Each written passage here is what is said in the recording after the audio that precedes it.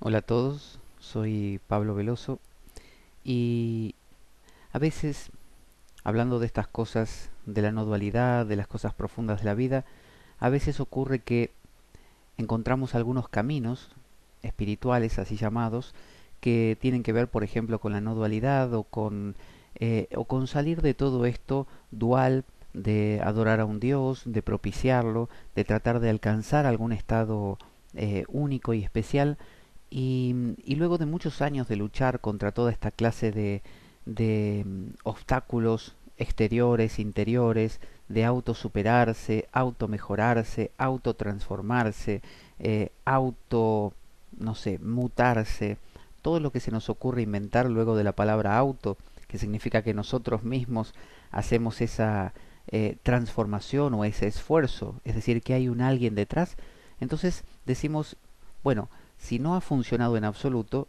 es porque seguramente como que no hay alguien detrás, no manejo yo la cosa.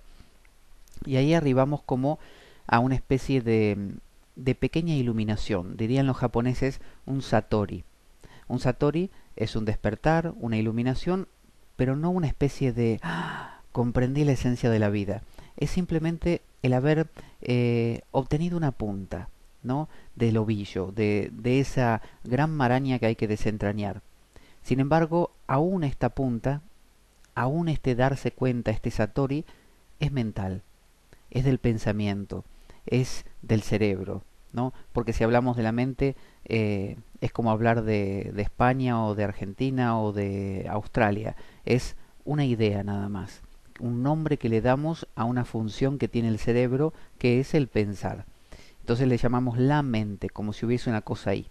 Pero supongamos entonces que hemos dejado atrás todas estas prácticas de intentar a través del control de la mente, de la respiración, de los mantras, alcanzar ese estado especial, que hemos dejado atrás esto de repetir cierta frase para alcanzar una pureza mental, una concentración unidireccional.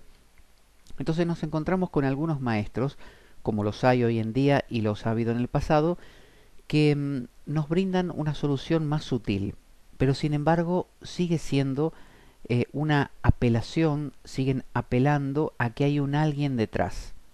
Por ejemplo, nos dicen que debemos inquirir, es decir, preguntarnos o indagar o buscar al que piensa, al que observa, o bien nos dicen directamente que no tenemos que buscar nada, sino simplemente ser testigos. Entonces entramos en toda una serie de prácticas donde intentamos ser testigos de todo. Entonces yo digo en este momento, estoy hablando, pero al mismo tiempo estoy tratando de ser el testigo de lo que estoy diciendo. Entonces es como si hubiese una cámara que me está monitoreando, me está mirando todo el tiempo y me digo, eh, en este momento, sin palabras obviamente, ¿no? En este momento estoy hablando, en este momento estoy pensando tal pensamiento, en este momento me encuentro en este estado de ánimo o este otro, como una especie de reportero, de periódico que me va contando constantemente qué pasa, qué sentimiento hay, qué pensamiento hay. Entonces, lo que hago es mantener en funcionamiento la maquinaria mental, es decir, el pensamiento, pensando acerca del pensamiento. O sea, es un doble esfuerzo. No solamente estoy sintiendo alegría, tristeza, enfado, lo que fuera, sino que además estoy pensando acerca de ello. Es decir, estoy observándolo como dándome cuenta de. Para eso tengo que dividir mi mente en dos. Entonces, una parte de mi mente siente lo que está sintiendo o piensa lo que está pensando. La otra parte observa. Observa y no juzga, porque eso es lo que estos maestros nos proponen. Observar lo que está ocurriendo y no juzgarlo. Entonces, de esa manera nos situamos en una especie de observador imparcial que logra lo que queríamos lograr a través de la meditación intensiva hasta que dolieran las rodillas, o la respiración para controlar la mente, o los mantras, que era un estado de eh, no sentir, es decir, no verse afectado por las circunstancias. Como no se pudo de esa manera, bueno, es como ese cuento de los monos que en un zoológico los monos recibían 3 bananas por la mañana y 2 por la noche. Entonces hubo una revuelta de monos y los monos se empezaron a quejar y dijeron, esto no puede seguir así, como 3 bananas por la mañana y 2 por la noche, queremos que haya un cambio, queremos que haya un cambio, y se negaron a salir. Entonces el zoológico se vio perjudicado porque la gente no veía a los monos. Entonces el cuidador de los monos, que era muy sabio y conocía mucho la naturaleza humana y de los monos también, que es similar, les dijo, bueno, miren, ganaron ustedes, les voy a dar 2 bananas a la mañana y 3 a la noche. Y los monos estaban contentísimos, no dándose cuenta que seguían comiendo 5 bananas por día. Entonces, de la misma manera, cuando ya hemos hecho todas las prácticas de el mantra Om Namah Shivaya, el Nam-myoho Renge Kyo, el Om Mani Padme Hum, la oración del corazón de Christ Eleison, Kyrie Eleison, cuando ya hemos repetido las afirmaciones positivas desde Saint Germain y todo el recorrido de la New Age y todas las opciones que nos ofrecen, cuando ya hemos probado los sistemas de salud como la Ayurveda y hemos hecho la carta natal y hemos hecho consultas al tarot y hemos ido al psicólogo y hemos ido al psiquiatra, hemos tomado pastillas y ya estamos de vuelta de todo eso porque nos dimos cuenta que es como una especie de ciclo que se cierra sobre sí mismo, que parece haber una mejora pero después vuelve a lo de siempre. Entonces, ¿qué hacemos? Puede que simplemente nos resignemos y nos deprimamos o bien que cojamos o tomemos una de estas prácticas y la hagamos como ya por costumbre, como quien invirtió demasiado tiempo, por ejemplo, en leer La Doctrina Secreta de Elena Petrona Blavatsky, la fundadora de la Teosofía, que son tomos muy voluminosos. Si uno se lee, digamos, 2 tomos, con todo lo complejo que es y lo que tiene que pensar para entender todas esas jerarquías angélicas y de seres de distintos niveles, cuando llegó al segundo tomo ya está jugado. Es decir, ya no conviene volver atrás. Conviene seguir adelante y leerse todos los que faltan y decir que uno disfruta de esa lectura y presentarse a uno mismo como un admirador de la teosofía o un practicante. Porque tanto esfuerzo invertido en eso para después tirarlo por la borda no vale la pena.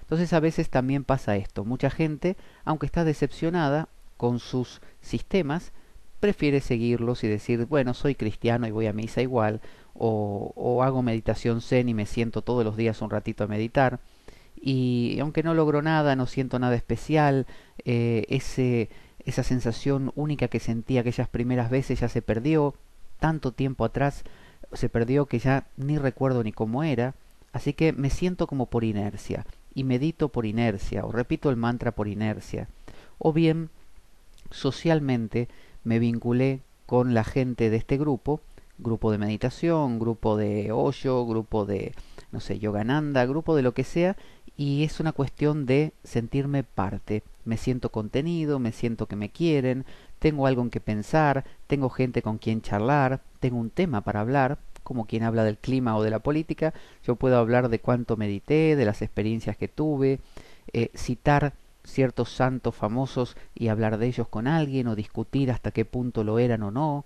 Entonces es todo un mundo, es un mundo atractivo, que no está mal en absoluto, es extremadamente interesante, solo que cuando creemos que eso es lo único que hay, nuestra vida se empobrece.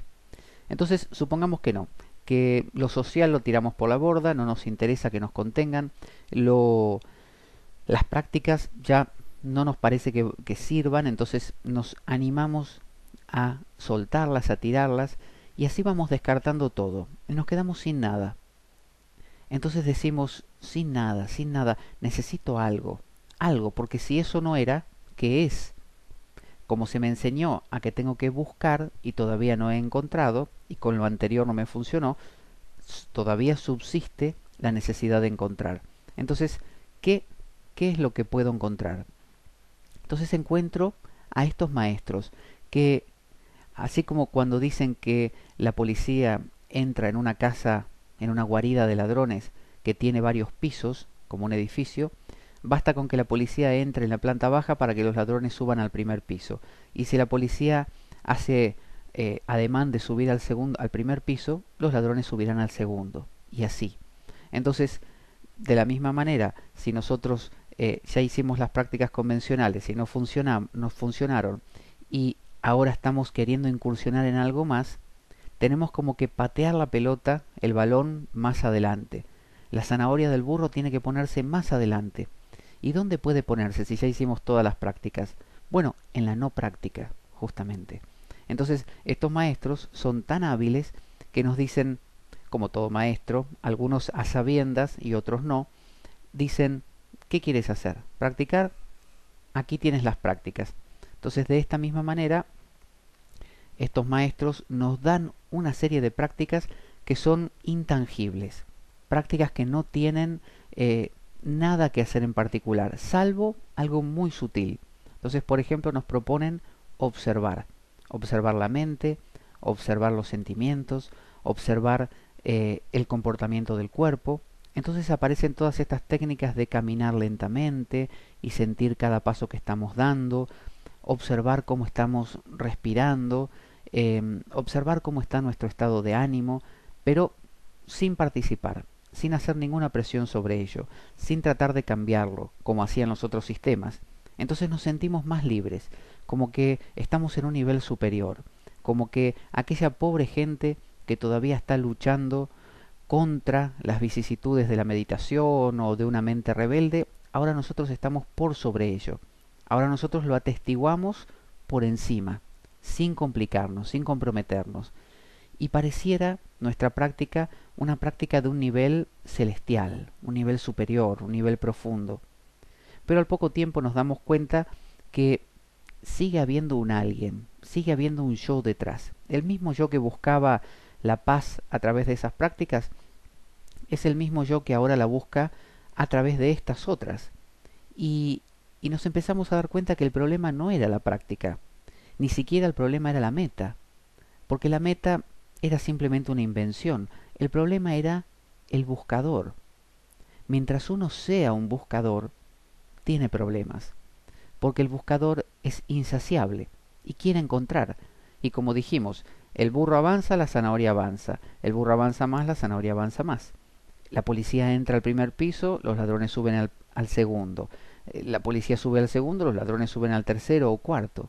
Entonces siempre parece que se abriese algo más delante nuestro.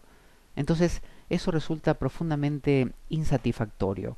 Vemos gente que descubre a Krishnamurti, Nisargadatta Maharaj o muchos maestros de la Advaita actuales y empieza a sentir como que se le abrió el panorama, como que ahora sí veo la vida como es, ahora sí dejo por fin todas esas prácticas que me apresaban, dejo la moralidad y empiezo a estar en paz. Pero esa es la primera impresión, pero enseguida surge esta sensación de, pero sigo siendo yo, y sigo queriendo buscar esa paz, una paz que se me escurre, y lo que sucede es que se va a escurrir siempre, porque siempre que haya un buscador va a haber lo buscado. Y el buscador y lo buscado siempre están separados. Y eso duele. Es como esto que decimos de la policía y los ladrones. O imaginen que estamos mirando la vida pequeña como la de los microbios, pero la miramos con un cristal antiguo, que no tiene mucha aumento, mucha profundidad. Entonces, claro, vemos las cosas un poquito más agrandadas, pero no tanto. Entonces vemos otro mundo. Pero, y pensamos que ahí termina todo, que lo que había detrás de, no sé, la mesa eran los poros, pequeños poros. Muy bien, hemos dado un gran paso. Pero más adelante se descubre otro cristal con mayor aumento y descubrimos que dentro de los poros había también poros más pequeños y había inclusive pequeños insectos que caminaban por ellos. Entonces desarrollamos otro cristal con mayor aumento todavía y descubrimos que dentro de los insectos a su vez también hay cavidades o poros y que dentro de esos poros hay otros insectos que viven de esos insectos. Entonces, el universo se escapa de nosotros a la misma velocidad con la que lo perseguimos. Entonces, cuando perseguimos al universo o nos perseguimos a nosotros mismos, como cuando decimos que queremos llegar a controlarnos, conocernos, abarcarnos, la paz o la verdad, ¿no sucederá que siempre, cuanto más avanzamos, más se escapa porque con más cuidado miramos y más cosas encontramos? Y es algo que no tiene fin. Entonces, ¿está mal? En absoluto, como ninguna cosa está mal ni bien. Simplemente es un proceso y es algo que se hace. Y hay personas que hacen más hincapié en buscar de esa manera, otras que les gusta el fútbol y otras que les gusta, no sé, el sexo, otras que les gusta la velocidad. Entonces, cualquiera de estas cosas que sean, no tienen fin. Pero que no tengan fin no significa que no sean disfrutables. Por ejemplo, tocar el violín es algo sin fin, porque cuanto más aprendo, más cosas nuevas puedo hacer, más tiempo me puedo como enganchar y dejarme llevar, fluir, jugando con esas escalas, más cosas maravillosas creo que a su vez me retroalimentan, las oigo, me encantan y vuelvo a crear otras y surgen nuevas motivaciones e ideas. Entonces es fantástico. Pero si yo creo que tocar el violín es para lograr algo en especial, ahí tengo un problema. Porque voy a querer siempre llegar a. Es como una persona que al tocar el violín quisiese llegar a, no sé, un punto de la canción, porque le parece que ahí está la cosa. Esa persona, cuando recién comienza la canción, estaría sufriendo, porque diría, ¿cuánto me falta para llegar hasta el final, al momento del último acorde, que es el que yo realmente disfruto? O estaría pensando que si ya llegó, necesita otra vuelta más para volver a llegar a ese punto y volver a disfrutarlo. Pero quien aprende a disfrutar de toda la canción, porque ya no tiene meta, no tiene ningún lugar al que llegar, entonces disfruta desde el primer acorde o melodía hasta el último. Entonces, a veces caemos como tontos porque dejamos una práctica que nos parece burda y caemos en otra que nos parece más sutil, pero sigue siendo el mismo principio con otro color. O sea, la misma propuesta con otra envoltura, el mismo caramelo con otro papel. Y estas prácticas de la no dualidad, de estar atento, de ser consciente de uno mismo, de ser consciente del observador que observa y una cosa de infinitum, que no puede hacerse. En realidad, uno no puede estar en ningún otro lugar que el ahora. O sea, no puede cambiar lo que ocurre y lo que ocurre es lo que ocurre y ninguna otra cosa. Si uno lucha contra lo que ocurre, intenta separarse de lo que ocurre, observar lo que ocurre, no modificar lo que ocurre, está otra vez siempre, siempre, siempre en lo que ocurre. Entonces, este especie de darse cuenta, este flip, este giro, no ocurre cuando arribamos a una conclusión. Y tampoco corta este proceso. No dejamos de tocar el violín, no dejamos de meditar quizás. Solo que ahora no hay meta. Y al no haber meta, todo vale lo mismo. Se dice que, por ejemplo, un rey no necesita llegar a ninguna parte, porque el rey es rey en cualquier parte donde está, y está bien en cualquier parte.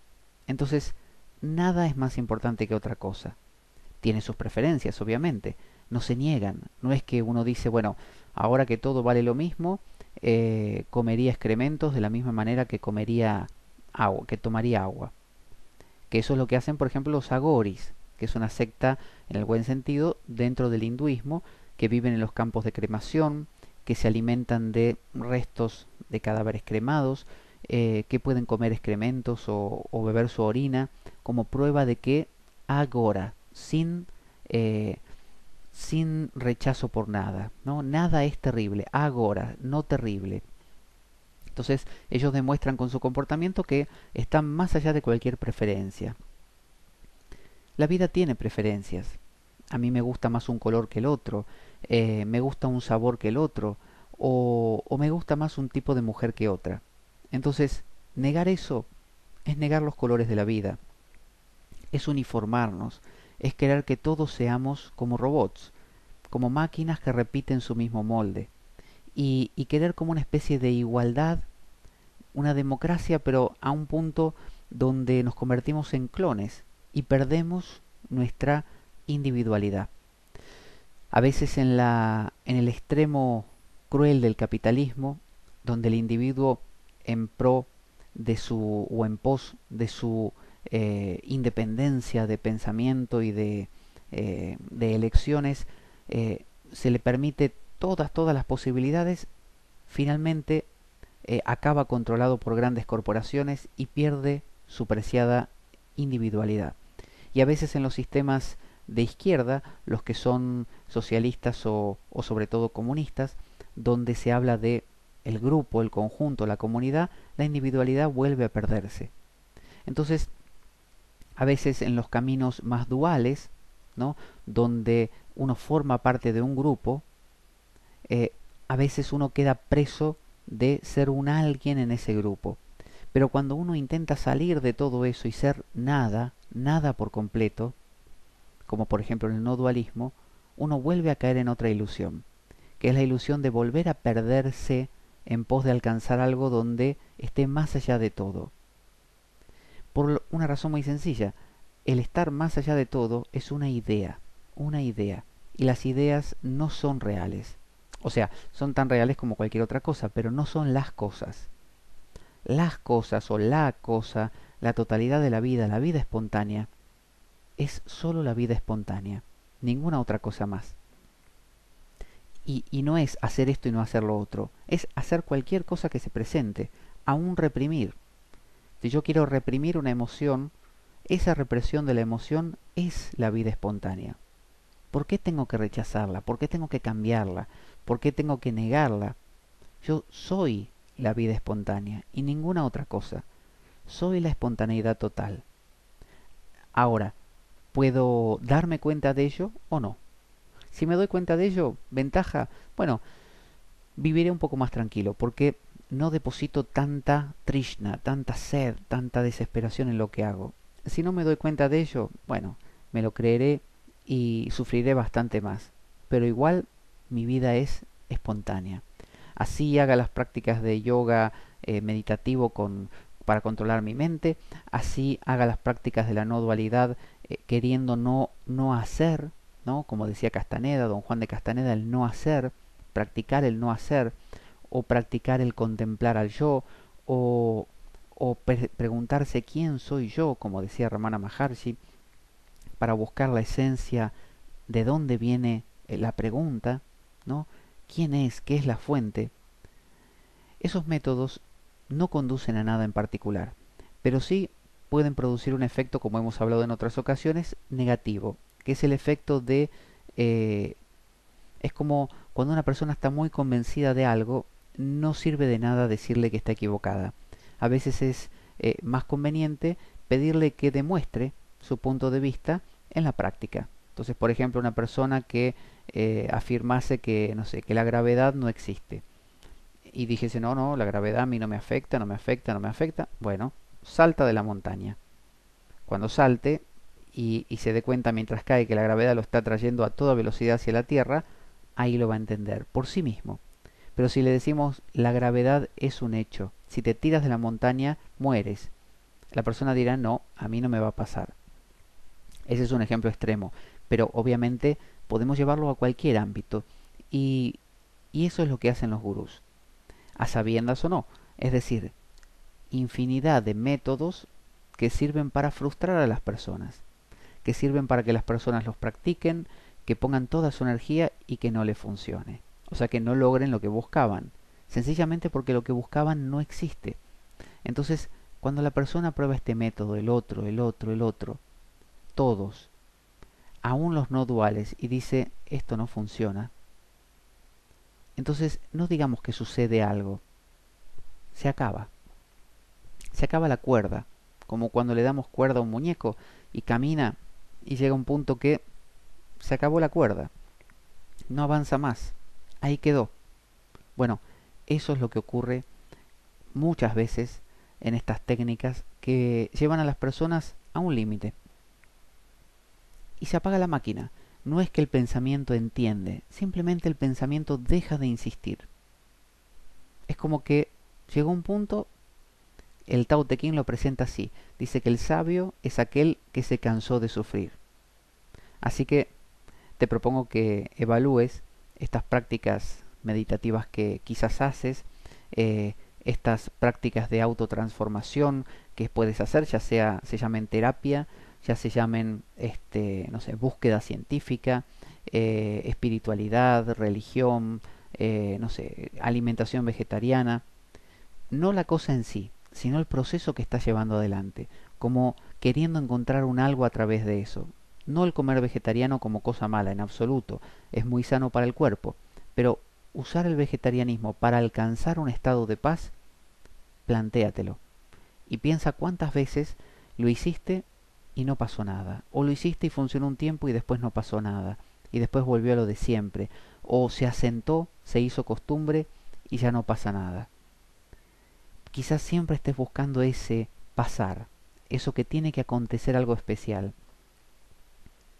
Quizás la vida es vida espontánea, ahora mismo, en ningún otro momento, ahora, meditando, no meditando, jugando al póker, o mirando la televisión, o durmiendo, o comiendo, o hablando, o mirando este video. Simplemente vida espontánea. Ninguna perfección. No es un no sentir, no es un no sufrir, no es un no eh, verse afectado por nada. Es verse afectado por todo o no verse afectado por todo según la ocasión, según la crianza de cada uno, según las personas. Es un vida espontánea, vida normal, espontaneidad total. Pruébalo.